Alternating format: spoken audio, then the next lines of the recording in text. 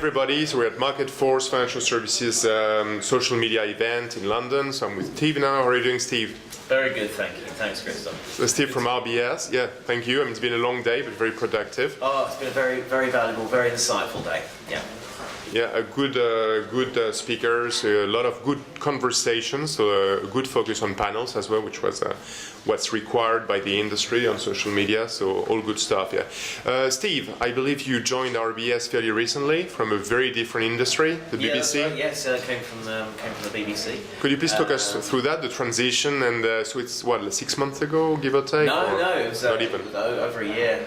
Oh, a year, sorry, For 18 months now, that's okay. So please. You were one of the first people I followed, actually. Okay, thank you. When I joined. Very, very different industries, obviously. One media, one financial services. The processes are completely different. The way in which you communicate is also extremely different as well. So it's an entirely different audience that you're talking to and trying to engage in an innovative way. And really trying to get that connection going in a brand new set of circumstances. So it really was a giant leap, but that's why I did it. In a highly regulated industry, as we all know. The BBC to RBS, what is it that you're doing, and what's the scope of your job today? So I oversee business and commercial banking in terms of social media. Okay. Which is in terms of ensuring that we act in a compliant way, but innovative way, in terms of when business and commercial banking customers. So essentially, it's around customer support. It's around getting our message out there, and it's around being innovative as well. Which is why we launched our own social business platform, BizCrowd. Yeah, so we'll talk about that in a second. So anything social media in the UK for RBS commercial banking, you'd be in charge, that's pretty much. Okay. Well, it's great. The opportunity in B2B, we know, is amazing. Small businesses, intermediaries. So social is a big topic still. Yeah. The scope is huge. Okay. I have to say, actually, with the businesses that you have, it's been a real eye opener to see how many businesses are successfully using social media to gain their customers. And talking small businesses in the UK, or absolutely. Because let's talk us through the BizCrowd and your vision there, please. Okay. Yeah. No worries. So a couple of months ago, you launched BizCrowd. We're going in the same direction there. You launched BizCrowd, a kind of, let's say, social marketplace, let's say, for small businesses to get in touch with solution providers and suppliers. Please tell us the story and the success so far. Okay. Well, so essentially, this is a brand new social business platform, B2B platform, to enable meaningful connections between businesses. So for example, if I was running a coffee shop and I needed some branded coasters, for example, I would go onto BizCrowd, post that I'm a coffee shop, I need branded coasters. My need would be posted onto a relevant notice board, so you have a series of notice boards all representing different business sectors. Yep. Those notice boards populated by other UK businesses, local and highly recommended, ready to meet that need, and BizCrowd matches the two up in a free-to-use service and makes that connection. So a few questions there. The concept, I think, is very clever. There's a need for that.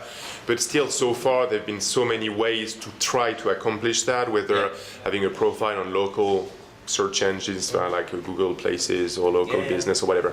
So that's one way to do it. Now you're saying we've got that platform and we power it, so like RBS and NatWest, right? We give you the ability to better market yourself. How do you drive recruitment actually to the platform? So how do you recruit those, because it's important to reach a critical mass of users, so those small businesses and those suppliers? Yeah, so we invited businesses to sign up to BizCrowd in a pre-launch website, a countdown website up to when we launched at the back end of last year. And so we had, it's a fair few thousand businesses that have now signed up, and we're starting to have those connections. It's a very new, it's as with any social network, as with LinkedIn and all the other ones. You start off, as soon as you launch. And then get the sign-ups and grow, and the more businesses make those connections, start recommending each other, the more this resource will become so much more useful for businesses and vital part of their business, their daily business life in terms of meeting those needs. So really, and this is what I'm saying to businesses, is it's up to the community. This is your tool. This is your tool to really make work. Go use it, go and play, go and connect with as many people as possible on here, because that is what will make this such a vital tool. Sure. We won't spend. I've got a million questions actually, or suggestions, or thoughts on that thing. How long's your video take? Exactly. No, we'll make it short. But it's a fascinating project. The potential is enormous, but there's lots of challenges to overcome, of course. Yeah. So we won't have time to deep dive today, but it's important to flag that. That's good. In terms of social media, social amplification, and social media and content distribution, you've got your boards by type of activity, and there's quite a few, and you decided, at least at launch, to link those boards to specific Twitter accounts, which, based on where I sit, actually makes it super challenging to draw any kind of decent audience on every single of those Twitter accounts. And it's a live and learn exercise, which is great. So is it taking off, and do you plan potentially to change that in the short term? Yeah. It is. I mean, this is a brand new thing, and this is certainly the first time. It's good live and learn. A bank Test and learn. It's perfect. Has done this. Yeah. I think it's important we do this. Yeah. And to lead as well. It's a good commitment to small businesses. And so with everything, and this the way that the site was built, it was very much built in an agile way. And we've invited during the pre-launch period, we invited businesses to come on the journey with us, and we really want their input in order to develop the site and make it what our businesses across the UK, all businesses. Into the site that they will find the most useful. So we will try things and tweak and all of that stuff to make it the best it can possibly be and the most useful for businesses across the country. Sure. Okay, again, it's a bit of a crowdsourcing / again test and learn experiment somehow in terms of feeding back the customer feedback on a regular basis. You have to do that, and we've heard it through talks today that you cannot just build in isolation and then drop it thinking it's going to be, that's it. It's the right. That's what everyone wants right first time, because that's not the way social networking works. And the community will tell you. They will really tell you, and they're very honest, and that's what I love about social networking and social media and the community, is that they are really honest and they will speak their mind, and that helps you develop and iterate. Sure, and again, congratulations for leading the way and experimenting in that field. It's needed in the UK especially. A few things there, again, very quick ones, but important ones still. So you do that, you launch a platform available or accessible to pretty much any kind of small businesses, not just commercial banking customers of yours. So how did you position it? And that's, I think, the way to go in social, if you ask me as a strategist. But how did you manage to get the buy-in internally? So to say, we invest in the platform, but not just for our clients. That's one thing. And second, more importantly, how do you convince small businesses or suppliers on the platform to become RBS customers? Because in an ideal world, you would give them an extra incentive to join the company and be satisfied customers with you. So how do you do those two things? Or maybe it's not even on the agenda, it's just an experiment, so that's a good answer as well. It's very important that to make a community like this work, that it's not exclusive to one bank's customers, and I'm talking any bank here. If you want to give a needs poster on BizCrowd the choice, it's open to everybody. And really, everyone at the bank is feeling that way and felt that way. And should understand that, which is a good commitment as well to social. Absolutely. It was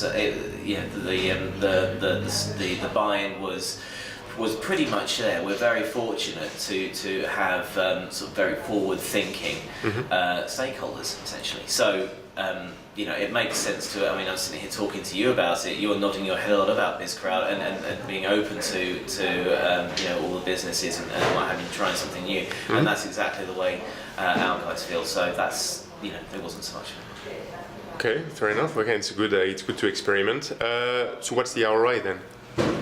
Or is it a long-term project, or I guess you've got some kind of success measurement in place, even if it's quite vague, because you value the importance of investing in that technology? Or But Yeah, can you tell us? Well, the view is there's a need for a tool like this to make those connections. So to save a business time if they need something for their business, and also for suppliers, they have the potential to get actual business leads straight into their inbox. And it's something that the bank has been doing anyway, in human form, if you like, with the bank manager connecting businesses up in their local area. This just brings it into that 21st century, and it's in terms of ROI, I would say, as with a lot of social networks, you look at LinkedIn and you look at Facebook and you look at Twitter and monetizing these sites. And if you monetize a site, I was at Friends Reunited, I think, who put a £5 fee on connecting at one point in the early days, and that may well put people off suddenly having to pay for a service they had for free, and doing things like the freemium model, like LinkedIn, with added extras. That's one thing that you could look at. But right now it's very early days, and the point of the social networking community is they'll tell you exactly what they want, and that will best guide us into developing BizCrowd in its next developments. So the reason I ask, again, it's great to see those experiments, but I've seen them over the last 5 to 6 years in banking, and when there's a crisis or another dip, or usually those initiatives are the first to go. Like Fortis did that in 2007. Fortis Bank for small businesses was great.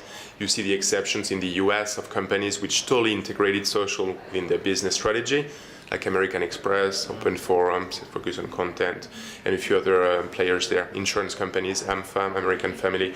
But it's quite rare still in banking to have that long-term commitment strategically and supported by the senior management. So usually it relies on people like yourself who understand social very much and who have enough influence internally to get the budget. So it's good. Thank you.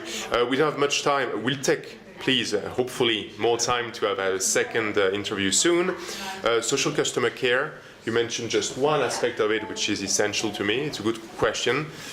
You've got your conversation, for instance, on Twitter. Some of them you have to do privately, or to have privately in a more secure social channel, so not social media. It could be phone, it could be emails, or anything else.